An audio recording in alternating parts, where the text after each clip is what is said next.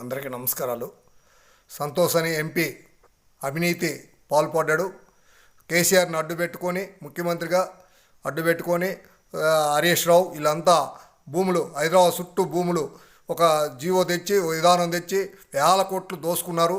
ఇలా కేసీఆర్ వచ్చి ఒకప్పుడు డొక్కు అంబాసిడర్ కారు డబ్బులు కట్టలేక బ్యాంకు వాళ్ళే తీసుకెళ్లారు.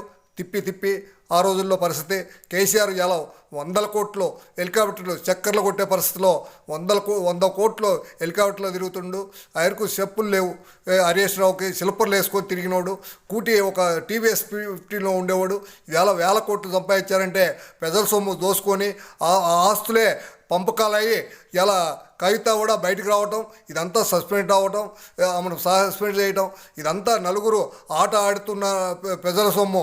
తెలంగాణ ఉసురైతే తగులుద్ది కేసీఆర్కి కానీ, హరీష్ రావుకి కానీ, కవితకు కానీ, సంతోష్కి కానీ.